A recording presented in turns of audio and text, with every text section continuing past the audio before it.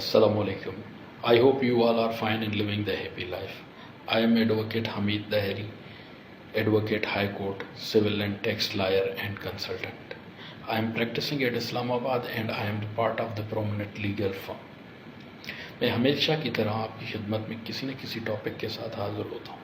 मैं आज फिर एक नए टॉपिक के साथ आपके साथ हाज़िर हुआ हूँ।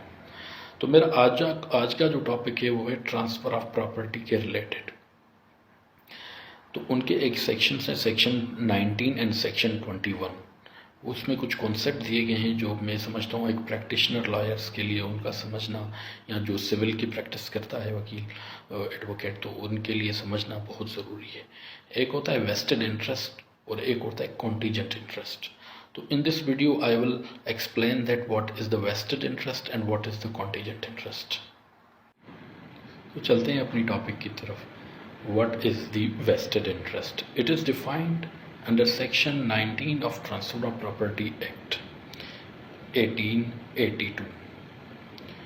तो उसमें ये डिफाइन किया गया है कि when a person is created interest in the favor of other person, जब भी कोई शख्स किसी दूसरे शख्स की फेवर में कोई इंटरेस्ट क्रिएट करता है विदाउट स्पेसिफाइंग टाइम, ये कंडीशन है कि ये कब इफेक्ट होगा, विदाउट स्पेसिफाइड टाइम, और it shall take effect for with और इमीडिएटली, एकदम से वो जो इंटरेस्ट है वो क्या कहते हैं इफेक्ट होगा, असरअंदाज होगा या ट्रांसफ़र होगा। यहाँ पर तीसरी कंडीशन इसकी ये है कि on the happening of certain event which must happen, तो या तो किसी ऐसे वाक़े का होना जो ज़रूर होगा। तो वेस्टेड इंटरेस्ट की 3 कंडीशंस हैं, 4 कंडीशंस हैं। अगर इनके हम इंग्रेडिएंट्स देखें तो इनके 4 इंग्रेडिएंट्स हैं। एक तो ये है कि आपने प्रॉपर्टी ट्रांसफ़र करनी है किसी दूसरे शख्स के नाम, कोई इंटरेस्ट क्रिएट करना है किसी दूसरे शख्स के नाम, एक ये है।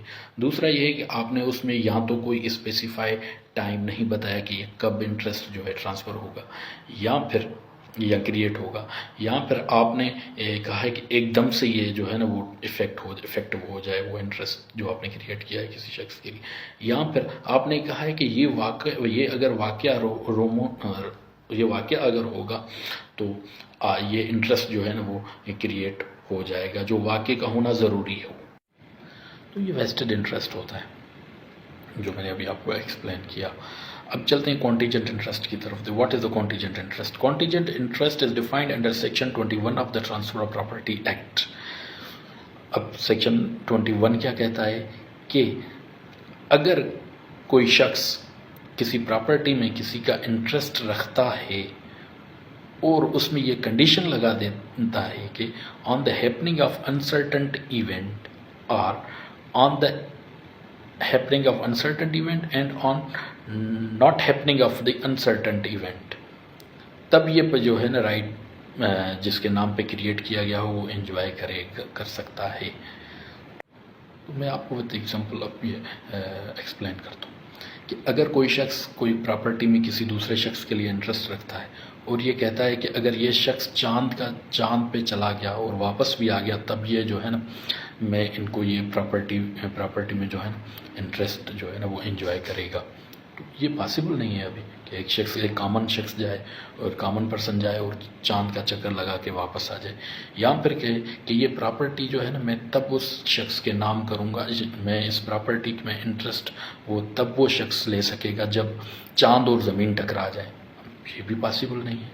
तो on the specified uncertain event, on the happening of uncertain event और not happening of uncertain event, तो ये दोनों पॉसिबल नहीं है। तो such person acquire the contingent interest and it becomes the vested interest in the property. तो ये था मेरा टॉपिक जो मैंने आज आपके सामने एक्सप्लेन किया, वेस्टेड इंटरेस्ट और कॉन्टीजेंट इंटरेस्ट। तो मैं उम्मीद करता हूँ आपको मेरा आज का टॉपिक पसंद आया होगा, और नेक्स्ट टॉपिक के तक आप इजाज़त दीजिए। खुदा हाफिज़।